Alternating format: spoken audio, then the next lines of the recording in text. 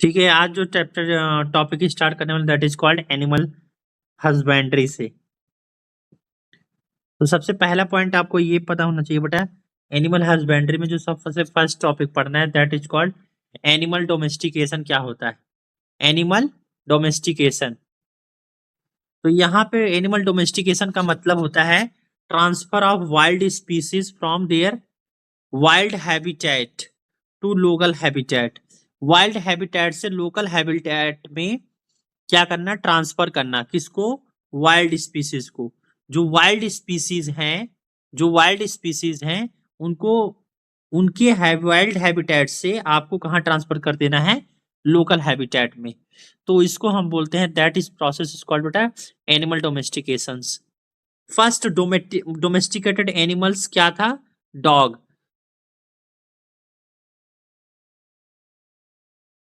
20,000 साल पहले, 20,000 ईयर पहले सबसे पहले जो एनिमल्स को डोमेस्टिकेट किया गया था that is called dog. Second domesticated animals was goat. उसके बाद कुछ टाइम के बाद गोट को भी क्या किया गया था? डोमेस्टिकेट किया गया था। What is domesticated? अब देखो किसको किसको डोमेस्टिकेट किया गया। टोटल डोमेस्टिकेशन बेटा कितना है? 70%। लेकिन डोमेस्टिकेशन तो 70% है, लेकिन इनका कंट्रीब्यूशन सिर्फ कितना है? 25%। क्यों इतना कम क्यों है? Due to conventional technique and due to ethical treatment of animals. Next, यहां पे हम पे क्या करते थे पहले के टाइम पे?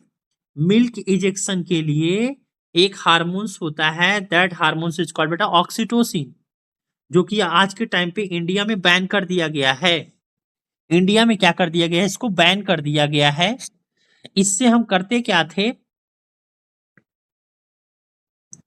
मायोथोली जब ये क्या करता था, ऑक्सीटोसिन का जब हम इंजेक्शन लगा देते थे ना, ये क्या करता था? मायो इपिथीलियम, मायो इपिथीलियम जो जहां से मिल्क प्रोड्यूस होता है काउज एंड बफेलो के ब्रेस्ट पे, उसके मायोथीलियम को क्या करता है? कांटेक्ट करता है, जिससे क्या होता है? मिल्क बाहर आ जाता है। कौन सा हार्मोन हेल्पफुल होता है बेटा? ऑक्सीटोसिन। अब इस ऑक्सीटोसिन का सिंथेटिक फॉर्म में इंजेक्शन को यूज करते थे फार्मर, जिसकी वजह से इनका कंट्रीब्यूशन क्या हो गया? कम हो गया। ये क्या करते? मिल्क धीरे धीरे कम प्रोड्यूस करना स्टार्ट कर दिए। नेक्स्ट आपको यहाँ पे जो समझना है दैट इज कॉल्ड स्टेबिस्ट्रॉल। स्टीबेस्ट्रॉल। तो ये स्टीबेस्ट्रॉल क्या होता है बेटा? ये सिंथेटिक नॉन स्टेरॉयडल ईस्ट्रोजन होता है। ये क्या है बेटा? एक synthetic non steroidal oestrogen hormones होता है, जिसका केमिकल नेम है diethylstilbestrol. Diethylstilbestrol. ये किस लिए यूज होता है? Milk production in sterile cow. जो स्टेराइल काउ होती हैं उनके अंदर इसका इंजेक्शन अगर आप लगा दोगे तो वो मिल्क प्रोड्यूस करना स्टार्ट कर देंगी। That is called stilbestrol. Stilbestrol का अगर आप इंजेक्शन लगा दोगे स्टेराइल काउ के अंदर तो वो क्या करेंगे? मिल्क प्रोड्यूस करना स्टार्ट कर देंगे। नेक्स्ट टॉपिक है बेटा dairy processes. Dairy processes. Dairy processes क्या होता है बेटा?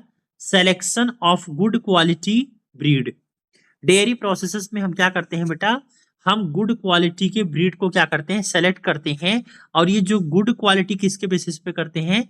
उनके अंदर हाई यील्डिंग कैपेसिटी होनी चाहिए एंड डिजीज रेजिस्टेंट होना चाहिए। डिजीज रेजिस्टेंस होना चाहिए। डिफरेंट डिफरेंट चीजों मतलब जो डिफरेंट टाइप्स की बीमारियां हैं उनसे क्या होना चाहिए? रेजिस्टेंट होना चाहिए।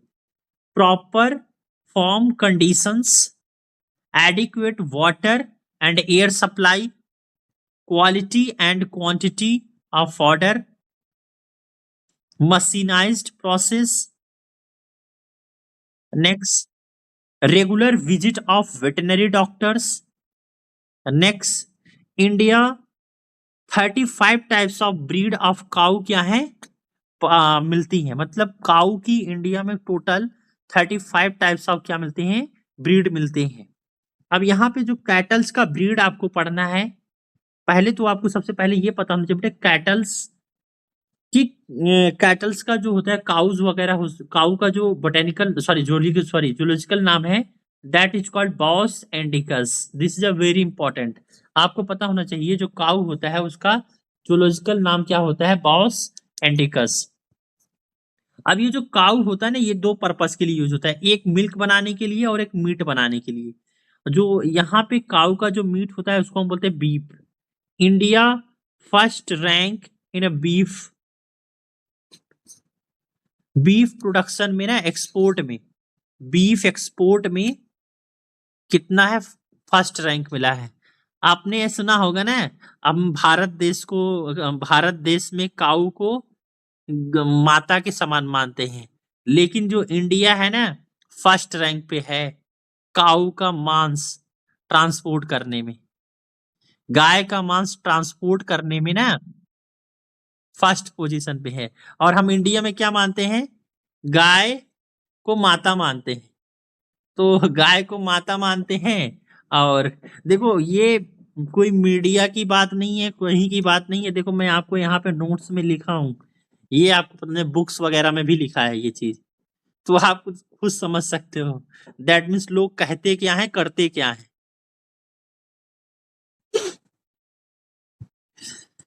काऊ को दो पर्पज के लिए, एक तो मिल्क और एक मीट, एंड दूसरा है bull, calf and bullock, bullock या फिर ox. India has first rank in total milk production, total milk production में भी इंडिया को पहला रैंक मिलता है। Next, cow milk production first rank USA, ये देखो यूएसए को फर्स्ट रैंक मिलता है काऊ से मिल्क प्रोड्यूस करने के लिए। अगर जो सबसे ज्यादा काऊ से मिल्क प्रोड्यूस किया जाता है that country is USA. Media की बात मान के आप आंसर गलत मत कर देना। अगर आप मीडिया की बात सुनते होगे तो बोलते हैं इंडिया में हम गाय को गौ माता बोलते हैं, तो मतलब गौ माता को हम काटते नहीं हैं, लेकिन आप ध्यान रखना इंडिया को फर्स्ट रैंक मिला है। हाँ, अगर मैं बात करता हूँ कि जैसे मिल्क प्रोडक्शन में, तो आप बता सकते हो कि यहाँ पे मिल्क प्रोडक्शन में जो क्या है, इंडिया फर्स्ट रैंक में है, लेकिन गाय से मिल्क प्रोड्यूस करने में यूएसए। नेक्स्ट पॉइंट है UP is first in milk production in India. India में अगर मैं बात करता हूं तो मिल्क प्रोडक्शन के मामले में सबसे पहले में नंबर पे कौन सा स्टेट आता है, that is UP. Mathura side जो एरिया है ना, मथुरा साइड जो एरिया है ना, वहां पे बहुत सारा मिल्क प्रोड्यूस होता है। Next, second in milk production in India calf wheel less lipid और लिपिड लेस, रेनेट जो इमल्सिफायर की तरह यूज होता है, जो काफ होते हैं ना, काफ से हम वेल्स निकालते हैं जिसमें अंदर लिपिड क्या होता है, कम होता है, या फिर लिपिड लेस होता है, या फिर लिपिड नहीं होता है, एंड इसको हम बोलते हैं रेनेट, जो एज ए यूज होता है इमल्सिफायर की तरह। पहले के टाइम पे अगर पनीर बनाना होता है ना, तो हम इसी का यूज करते थे।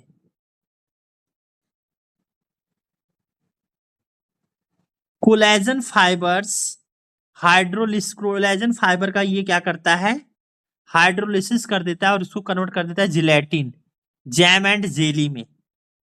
नेक्स्ट, मैक्सिमम फैट कंटेंट कितना होता है काफ में, 13 ETF। नेक्स्ट, बफेलो की अगर मैं बात करता हूं यहाँ पे बेटा, तो बफेलो मिल्क प्रोडक्शन के लिए भी यूज होता है एंड मीट प्रोडक्शन के लिए भी। इसके बफेलो के मीट को हम बोलते हैं बफ, और नेपाल में क्या बोलते हैं, पाडवा। नेक्स्ट, सीप एंड गोट के मीट को हम बोलते हैं mutton. Next, pig is the reservoir of swine flu virus that is called H1 N1। जो पिग का जो मांस होता है ना, पिग का, इसलिए पिग का मांस प्रेफर नहीं किया जाता है ज्यादा, लेकिन बहुत सारे कंट्री में तो पिग का भी मांस खाते हैं, इंडिया में तो बहुत खाते हैं। इंडिया में भी पिग का मांस खाया जाता है। बेटा अगर पिग का मांस अगर कोई खाता है ना, तो उससे स्वाइन फ्लू नाम की बीमारी बहुत ज्यादा हो जाती है, क्योंकि स्वाइन फ्लू का जो वायरस होता है वो पिग को अपना घर बना रखता है। Pig is the intermediate host of जेनिया सॉरी टीनिया सोलियम है यहाँ पे। टीनिया सोलियम, टीनिया सोलियम का इंटरमीडिएट होस्ट होता है क्या, पिग। तो बफेलो एंड काऊ आपको क्लियर हुआ बेटा। नेक्स्ट टॉपिक है बेटा, आपको एनिमल ब्रीडिंग सीखना है। तो एनिमल ब्रीडिंग करना क्यों है, प्रोडक्टिविटी इंक्रीज करने के लिए एंड क्वालिटी इंक्रीज करने के लिए। तो एनिमल ब्रीडिंग में सबसे पहले आता है बेटा इन ब्रीडिंग। तो आपको समझना है बेटा इन ब्रीडिंग क्या होता है। तो breeding between closely related animals of same breed, same breed के क्लोजली रिलेटेड एनिमल्स के बीच में क्या कराते हो बेटा, ब्रीड कराते हो, but having at least one common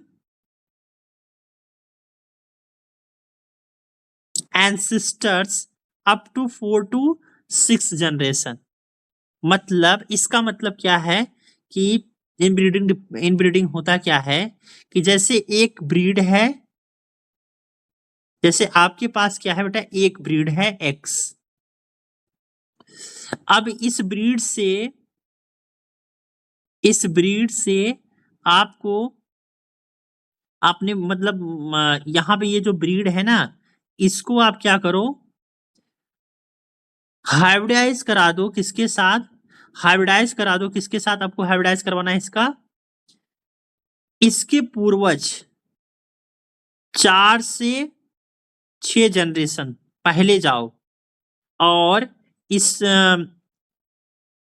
इसको इसके साथ क्या करा दो, इसमें से किसी एक के साथ ब्रीडिंग करवा दो। उसको हम बोलेंगे क्या, इनब्रीडिंग। नहीं समझ में आया तो मैं इसको फिर से समझाने का ट्राई करता हूं, बहुत ध्यान से समझना। जैसे एक स्पीसीज है ए, इससे बनी कोई यहाँ पे ए डैश, फिर बना ए डबल डैश, फिर बना ए ट्रिपल डैश, फिर बना ए डैश डैश डैश, ये बना। कितना जनरेशन हुआ, 1 2 3 4 जनरेशन। अब आपके पास बेटा यहाँ पे एक जनरेशन और बनाता हूं, और वो जनरेशन को मैं लिख देता हूं A dash dash dash dash dash 5 time dash. अब मैं क्या करता हूं, इसका ब्रीडिंग किसी इसके साथ, इसमें से किसी एक, यहां पे इससे जो प्रोजेनी प्रोड्यूस होगी, अब इससे तो ऐसा तो नहीं है कि सिर्फ एक ही प्रोजेनी प्रोड्यूस हुआ होगा, अब ऐसा तो नहीं है कि इससे सिर्फ एक ही प्रोजेनी प्रोड्यूस हुआ ए डबल डैश, तो बेटा इससे एक और प्रोड्यूस हुआ होगा, उसको मैं बोल दे रहा हूं B double dash, and B double dash से बेटा बी ट्रिपल डैश बना होगा, एंड बी ट्रिपल डैश से ऐसे सो ऑन, एंड इसके कोई बच्चे होंगे, तो इसमें से किसी एक के साथ क्या करा दो, इसका ब्रीडिंग करवा दो। जो इसके साथ में होगा दैट मीन्स एक आ जाएगा इसमें B dash dash dash 5 time dash वाला, इसके साथ क्या करा दो, इसका ब्रीडिंग करवा दो। तो इस ब्रीडिंग को हम बोलते हैं इन ब्रीडिंग डिप्रेशन। क्या बोलते हैं यहाँ पे, सॉरी इन ब्रीडिंग डिप्रेशन नहीं, इन ब्रीडिंग बोलते हैं। सेम ही ब्रीड में बेटा, सेम ही ब्रीड में आपको क्या करवाना है, ब्रीड करवाना है, लेकिन जिसके साथ ब्रीड करवा रहे हैं वो 4 to 6 generation, up to 4 to 6 generation का कॉमन एंसेस्टर होना चाहिए, उसका कोई कॉमन एंसेस्टर ही होना चाहिए। तो ऐसे टाइप की ब्रीडिंग को हम बोलते हैं इन ब्रीडिंग। नेक्स्ट है बेटा outbreeding, breeding between closely related animals, closely related animals के बीच में अगर आप ब्रीडिंग करवा रहे हो दैट इज कॉल्ड बेटा आउट ब्रीडिंग। अब outbreeding and cross breeding, and एक होता है interspecific hybridization. Outbreeding क्या होता है यहाँ पे? Outbreeding between animals of same breed but having no common ancestor up to 4 to 6 generation on either side pedigrees. जैसे मैंने आपको बताया कि यहाँ पे ना, जैसे कोई था ए से बना क्या होगा? ए डैश और बी डैश बना। अब ऐसे सो ऑन, ये चलता आ रहा है, ये चलता आ रहा है। इसमें से एक को उठाओ, जैसे मैंने ए 5 टाइम डैश बनाया था और बी 5 टाइम डैश बनाया था, इन दोनों के बीच में ब्रीडिंग करवा दिया, तो इसको बोल दिए इन ब्रीडिंग। अब हम यहाँ पे जो आउट ब्रीडिंग है उसमें ना हम क्या करेंगे, इसमें से किसी, इन सब के साथ नहीं करवाएंगे, इन सब के साथ नहीं करवाएंगे, काफी दूर के साथ करवाएंगे जो इनसे नहीं बना होगा। कोई दूसरा मान लो एक इसी के एग्जैक्टली सिमिलर होगा एक्स, एंड उसका एक जनरेशन चलता आ रहा है। अब यहां पे मान लो X dash dash 5 time dash, इसके साथ करवा दो, लेकिन ब्रीड सेम है, एनिमल्स डिफरेंट है, काफी दूर दूर का रिलेशन है, इसके बीच में करवा दे रहे हो, दैट इज कॉल्ड बेटा out breeding, that is called out breeding. Next बेटा है क्रॉस ब्रीडिंग। यहां पे आप ब्रीड ही चेंज कर दिए। क्रॉस ब्रीडिंग में आपको क्या करना है, breeding between animals have 2 different breed, यहाँ पे 2 डिफरेंट ब्रीड के बीच में आप क्या करवा रहे हो, ब्रीडिंग करवा रहे हो, that is called cross breeding. And next and last है दैट इज कॉल्ड बेटा इंटर स्पेसिफिक हाइब्रिडाइजेशन। यहाँ पे आप ब्रीड तो छोड़ो, आपने स्पीसीज ही चेंज कर दिया, breeding between animals of 2 different species. Genus same होना चाहिए दोनों का, जैसे एक जीनस है उसके 2 स्पीसीज हैं, स्पीसीज 1 और स्पीसीज 2, और दोनों क्या है, अनरिलेटेड है, और इनके बीच में आप हाइब्रिडाइजेशन करवा दे रहे हो, दैट इज कॉल्ड बेटा इंटर स्पेसिफिक हाइब्रिडाइजेशन। जैसे साहीवाल काऊ है, साहीवाल काऊ है, यहाँ पे एक काऊ ये था ए, इससे बना प्रोजनी एक बी और सी बना, एक प्रोजनी बना बी एंड सी, और सी से फर्दर बना F and G, and B से फर्दर बना D and E, and next E से बना एच एंड आई, ऐसे एफ से बना जे एंड के से बना एन एंड ओ, ऐसे सो ऑन। अगर आप ना इन दोनों के बीच में करवा रहे हो, इन दोनों के बीच में अगर करवा रहे हो, तो हम बोलेंगे इनब्रीडिंग, इनब्रीडिंग बोलेंगे। अगर आप क्या कर रहे हो कि ये जो जनरेशन है यहां पे, यहां से एक चलता और चला आ रहा है, ऐसे सो ऑन, ऐसे ऐसे, फिर उसके बाद ऐसे, फिर उसके बाद ऐसे, एंड यहां पे मान लो फर्स्ट है और इसके साथ करवा रहे हो, that is called out breeding. Next, अगर आप ब्रीड ही चेंज कर दिए, ब्रीड ही चेंज कर दिए, जैसे यू का अगर करवा दो किसके साथ, एम का साथ करवा दो, एम के साथ करवा दो, that is called cross breeding. Next, अगर आप क्या कर दो, स्पीसीज ही चेंज कर दो, तो वो आपके पास आ जाएगा बेटा इंटर स्पेसिफिक हाइब्रिडाइजेशन।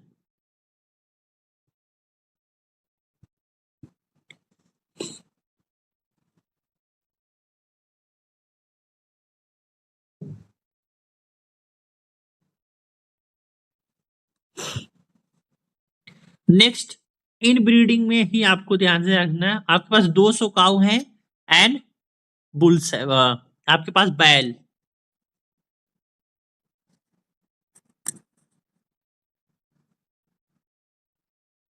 अब यहां पे आपके पास 10 सुपीरियर काऊ हैं एंड 10 सुपीरियर बुल्स, बुल्स लिखना था, ये बाल्स लिखा है इसमें, बुल्स जो कि क्या है, मेल। इसमें से आप 200 काऊ एंड बुल्स आप सेलेक्ट करो, टोटल आपने कितना, 200 काऊ एंड 200 बुल्स को क्या किया, सेलेक्ट किया।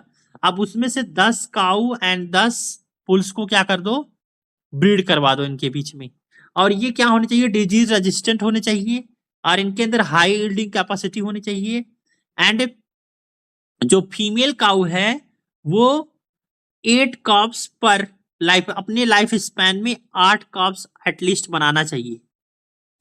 तो यहां से क्या होगा, सुपीरियर फीमेल एंड सुपीरियर जो मेल है वो क्या करेगा, 8 से 10 काव का फॉर्मेशन करेगा, ये दोनों मिलके, and inferior gate avoided.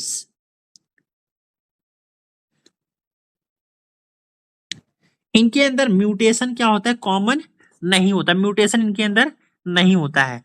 Animals character के जीन से कंट्रोल होता है, और डोमिनेंट जीन भी होता है, रेसेसिव जीन्स होता है। डोमिनेंट को हम कैपिटल से लिखते हैं हमेशा, एंड रेसेसिव को हम स्मॉल से लिखते हैं। एंड होमोजाइगस को हम बोलते हैं कैपिटल ए या फिर स्मॉल ए, एंड हेट्रोजाइगस को हम डिनोट करते हैं स्मॉल ए कैपिटल ए से।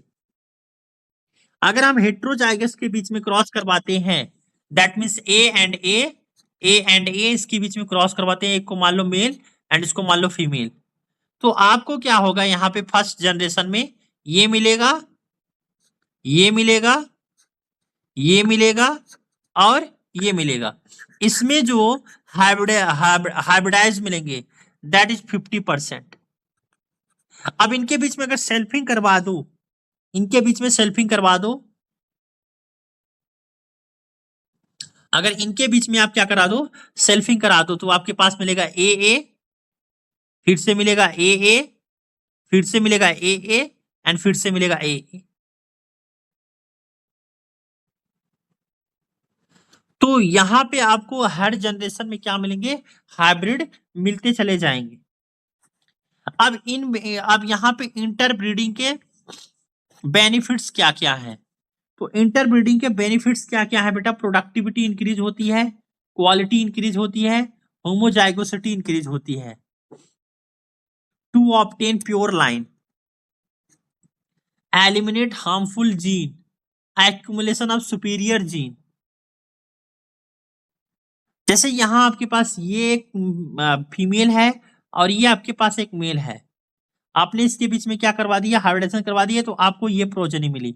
और ये है हार्मफुल कैरेक्टर, जो हार्मफुल रेसेसिव, इससे ये क्या है, होमोजाइगस है, ये इफेक्ट शो करेगा, दैट मीन्स कोई बीमारी या फिर कोई डिसऑर्डर जिसकी वजह से प्रोडक्टिविटी डिक्रीज हो जाएगी, क्वालिटी डिक्रीज हो जाएगी, फर्टिलिटी डिक्रीज हो जाती है। ड्रॉबैक्स क्या है इसके, इनब्रीडिंग डिप्रेशन आ जाते हैं। क्या है, इनब्रीडिंग डिप्रेशन। इनब्रीडिंग डिप्रेशन की वजह से क्या होता है, रेसेसिव कैरेक्टर एक्सप्रेस करते हैं जो कि क्या होते हैं, हार्मफुल होते हैं। आउट क्रॉसिंग में क्या होता है, हम ये प्रोड्यूस करते हैं क्रॉस, ये वाले। नेक्स्ट, क्रॉस ब्रीडिंग को हम हेट्रोसिस को भी बोलते हैं। अब क्रॉस ब्रीडिंग से हम क्या बनाए हैं, ये एग्जांपल याद रखना। आपके पास है मरीनो रैम्स, जो एक मेल है, इसके अंदर वुल बहुत ज्यादा होता है, ऊन ज्यादा प्रोड्यूस करता है, कौन, मरीनो रैम्स, ये एक मेल है, लेकिन ये कोल्ड क्लाइमेट में ही सिर्फ रहता है। और एक है बीकानेरी ईव्स, जो कि वुल क्या करती है, ये वुल ज्यादा बनाती है, एंड ये वार्म एरिया में रहती है, वार्मर एरिया में। हमने क्या करा दिया, इन दोनों का कॉम्बिनेशन करवा दिया, इन दोनों के बीच में ब्रीडिंग करवा दिया, और हमने बना लिया क्या, हिसारडेल। अब ये ये क्या करता है, वार्म क्लाइमेट में रहता है और वुल भी ज्यादा प्रोड्यूस करता है। ऐसे ही एक जर्सी काऊ जो मिल्क ज्यादा प्रोड्यूस करती है, और एक सिंधी मिल्क है जो क्या करती है, मिल्क कम प्रोड्यूस करती है। इन दोनों के बीच में हमने ब्रीडिंग करवा दिया और हमने बना लिया क्या, जर्सी सिंधी, दोनों का मिक्स। इसके पास हम्प नहीं होता है, ये क्या है, एक हाइब्रिड काऊ है। And next, interspecific hybridization का एग्जांपल कौन सा है आपके पास, आपके पास हॉर्स है, फीमेल हॉर्स लेना है एंड मेल डोंकी लेना है। जो फीमेल हॉर्स होती है उनका जो लेग्स होता है काफी ज्यादा स्ट्रांग होता है, और जो मेल डंकी होता है ये क्या होता है, हार्ड वर्कर होता है। हमने क्या करवा दिया, आर्टिफिशियल इंसेमिनेशन के थ्रू नया ब्रीड बना लिया, दैट इज कॉल्ड म्यूल। अब म्यूल का जो लेग होता है वो स्ट्रांग होता है और हार्ड वर्कर दोनों होता है, लेकिन ये क्या है, स्टेराइल है। ये क्या होता है बेटा, स्टेराइल होता है। हमने क्या किया, मेल हॉर्स लिया, फीमेल डोंकी लिया, इनसे हमने बना लिया हिनी। और ये क्या होता है, वीक होता है, स्टेराइल होता है। ये आपको दो एग्जांपल याद रखने हैं इंटर स्पेसिफिक हाइब्रिडाइजेशन के, फर्स्ट म्यूल एंड दूसरा हिनी। न्यू टेक्निक, ये तो पुराना तरीका था ब्रीड बनाने का। न्यू टेक्निक के अकॉर्डिंग हमारे पास दो तरीका है, एक है आर्टिफिशियल इंसेमिनेशन एंड दूसरा है MOET, multiple ovulation embryo transfer, MOET. Artificial insemination में बेटा हम क्या करते हैं, मेल पार्टनर से स्पर्म को कलेक्ट करते हैं आर्टिफिशियल तरीके से, हम फीमेल पार्टनर के अंदर क्या करते हैं, इंसर्ट कर देते हैं, जिससे क्या होगा, उसका फर्टिलाइजेशन होगा और नया एम्ब्रियो बनेगा। एमओईटी में क्या होता है बेटा, आपके पास एक सुपीरियर फीमेल है जिसको हम जेनेटिक मदर भी बोलते हैं, हम इसको क्या करते हैं एफएसएच लाइक हार्मोन्स देते हैं, और एफएसएच लाइक हार्मोन्स जब देंगे तो ये बहुत ज्यादा क्या करेगा, रिलीज करेगा, ओवा बनाएगा, सॉरी रिलीज नहीं करेगा, ओवा बनाएगा। आज 6 to 8 ओवम का क्या करेगा, फॉर्मेशन करेगा, कब, जब हम इसको एफएसएच लाइक हार्मोन्स देंगे, जो सुपीरियर वैरायटी का काऊ है। फिर उसका हम इंसेमिनेशन कर देंगे, और जो इंसेमिनेशन कर रहे हैं दैट इज सुपीरियर बुल का हम स्पर्म इंसेमिनेट करेंगे। तो यहाँ पे इसके अंदर क्या बनेगा बेटा, 6 to 8 जाइगोट बन जाएगा, और जाइगोट के अंदर क्लीवेज होगा, और क्लीवेज होने के बाद 8 to 32 सेल स्टेज में जब आएगा उसको हम बोलेंगे क्या, मॉरुला, एंड मॉरुला को हम क्या करेंगे, ट्रांसफर कर देंगे डिफरेंट डिफरेंट काउस के अंदर। और जब हम एम्ब्रियो को निकालते हैं तो सर्जिकली निकालते हैं, सर्जिकली हम क्या करते हैं, काऊ से हम क्या करते हैं, सर्जिकली एम्ब्रियो को निकाल लेते हैं, और डिफरेंट डिफरेंट काऊ के अंदर हम क्या करते हैं, ये एम्ब्रियो डाल देते हैं। अब जो डिफरेंट डिफरेंट काउस के अंदर डालेंगे ना, 10 महीने के बाद 8 सुपीरियर काव्स प्रोड्यूस होंगे, क्योंकि 10 एम्ब्रियो हैं तो 10 काव 8 सुपीरियर वैरायटी के प्रोड्यूस होंगे। एंड यहां पे हम जो टेक्निक यूज कर रहे हैं that is called surrogacy.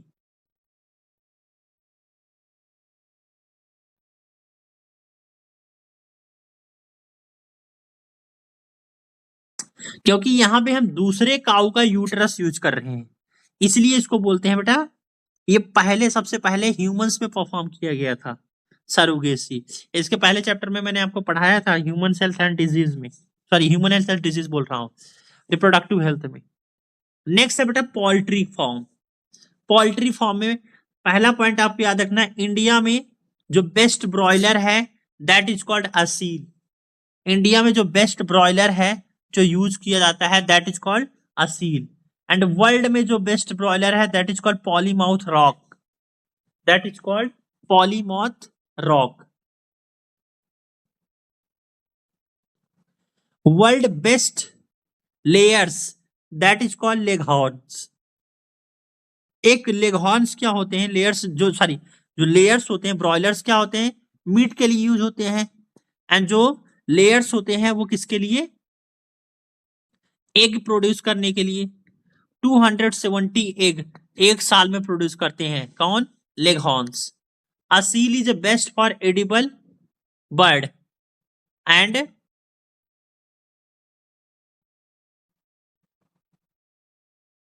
Game bird. Next point है बेटा आपके पास common disease in poultry. Poultry में होने वाले डिफरेंट डिफरेंट बीमारियां, तो वायरस से होने वाली बीमारी है एक, that is called pav. Bird flu, bird flu किससे होता है, H5N1 वायरस से। एंड रानी खेत, ये बीमारी ध्यान रखना, रानी खेत बीमारी किस में होती है बेटा, पोल्ट्री में होती है और वायरस से होती है। बैक्टीरिया से होने वाली,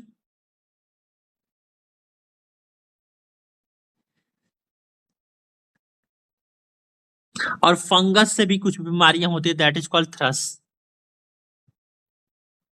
नेक्स्ट है आपके पास बेटा एपीकल्चर, बी कीपिंग। एपीकल्चर या फिर बी कीपिंग,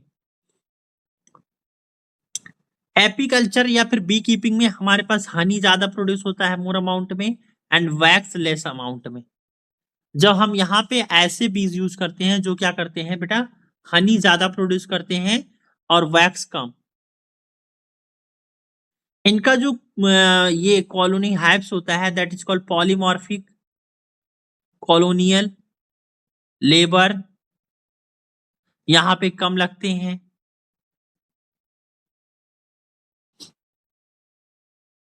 अब यहाँ पे ना इनका अगर हाइव्स देखोगे तो इसके मतलब ड्रोन चैम्बर होते हैं यहाँ पे जहां पे मेल रहता है, एंड वर्कर चैम्बर होता है जहां पे वर्कर बीज रहते हैं, एंड एक रॉयल चैम्बर होता है जहां पे क्वीन रहती है। तो यहाँ पे तीन टाइप के इसके बी हाइव्स में तीन टाइप के चैम्बर रहते हैं। एक है आपके पास रॉयल चैम्बर जहां पे क्वीन रहेगी, एंड दूसरा है ड्रोन चैम्बर जहां पे मेल रहेगा, एंड एक चैम्बर है वर्कर चैम्बर जहां पे वर्कर बीज रहेगी।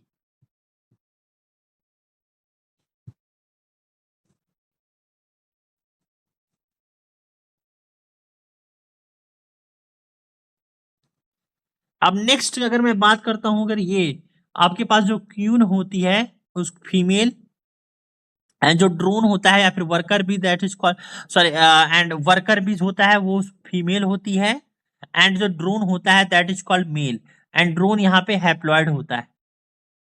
ड्रोन यहाँ पे बेटा हैप्लॉयड होता है। अब यहाँ पे ना साइज देखा जाए तो क्यून का साइज सबसे बड़ा होता है, ड्रोन का साइज स्मॉल होता है, एंड वर्कर का सबसे छोटा साइज होता है। स्टिंग की बात करूं तो क्यून के अंदर स्टिंग प्रेजेंट होता है, ड्रोन के अंदर एब्सेंट होता है, वर्कर के अंदर प्रेजेंट होता है। फर्टिलिटी की बात करूं तो क्यून फर्टाइल होता है एंड ड्रोन भी फर्टाइल होता है, लेकिन जो वर्कर भी होता है वो स्टेराइल होता है। क्रोमोजोम क्वीन के अंदर 32 क्रोमोजोम होता है, ड्रोन के अंदर 16 होता है, ये हैप्लॉयड होता है, ये डिप्लॉयड होता है, एंड ये भी क्या होता है, डिप्लॉयड होता है। लाइफ स्पैन इसका 2 से 5 साल तक रहता है, इसका कोई फिक्स नहीं है, एंड वर्कर बी का 6 से 8 साल रहता है। Food bee bread and royal jelly इसका फूड है, और इसका बी ब्रेड एंड इसका बी ब्रेड नंबर 1, और ये अप्रोक्सीमेटली 100, और ये बहुत ज्यादा नंबर में होते हैं 50,000 के आसपास। फंक्शन इसका फंक्शन इनका क्या है, क्वीन का फंक्शन क्या है, एग ले करते हैं, एंड ड्रोन का फंक्शन क्या है, फर्टिलाइजेशन में हेल्प करते हैं, एंड वर्कर का क्या होता है, कोई फंक्शन नहीं होता है।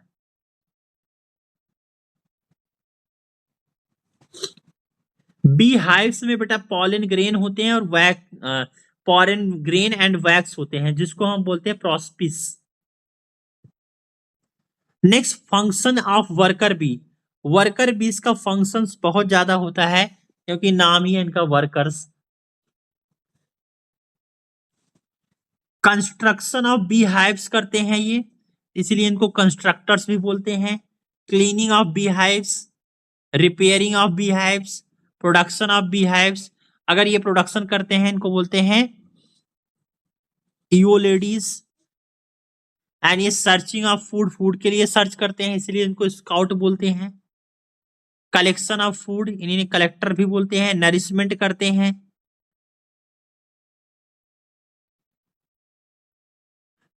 जनरली ये क्या होते हैं, कलेक्टर्स होते हैं, एंड हनी प्रोडक्शन भी करते हैं, वैक्स प्रोडक्शन भी करते हैं, and evaporation of water.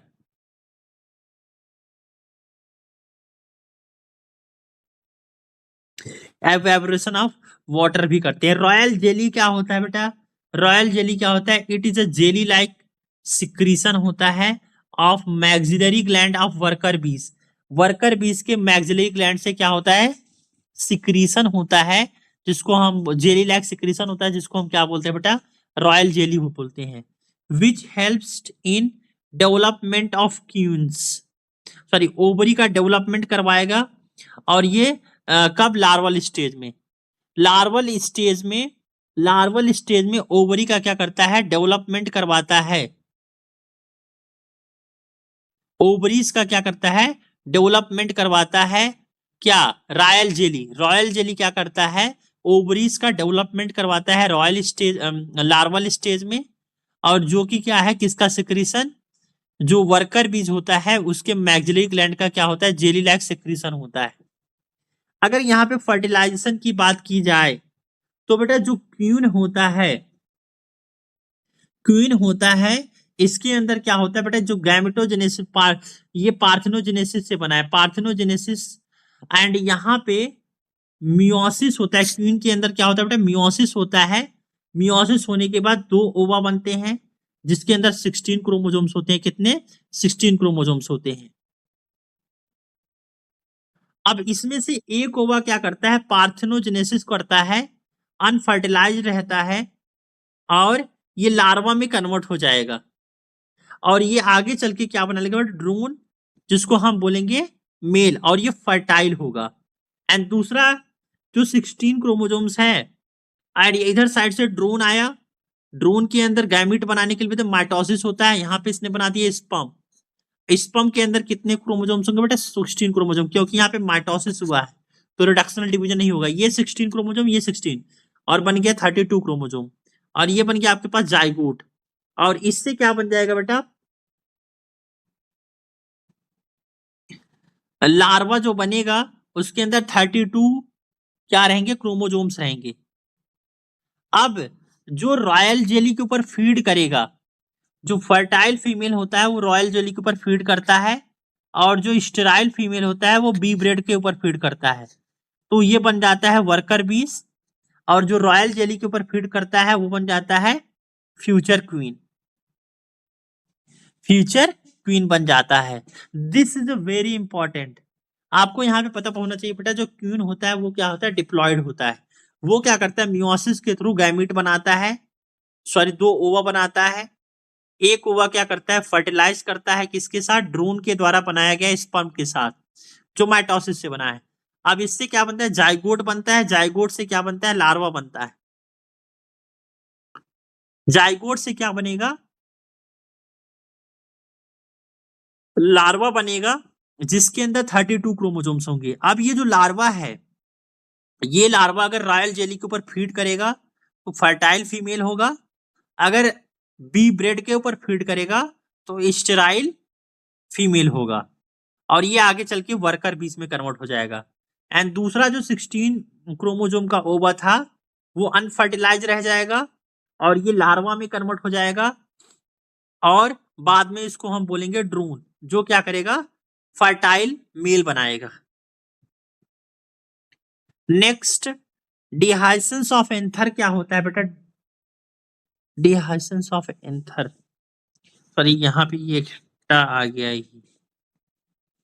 Pollination वगैरह आ गया, इसका यूज नहीं है यहाँ पे। आपका यहाँ तक ये चैप्टर था, कंप्लीट हो गया आपका बी कीपिंग। बी कीपिंग तक यहाँ पे आपका कंप्लीट हो गया है चैप्टर। ये एनिमल ब्रीडिंग यहाँ तक कंप्लीट हो गया, एनिमल ब्रीडिंग यहाँ तक कंप्लीट हो गया। अभी बचा है फिशरी। फिशरी के लिए मैं आपको दूसरा स्लाइड ओपन करता हूँ फिशरीज के लिए।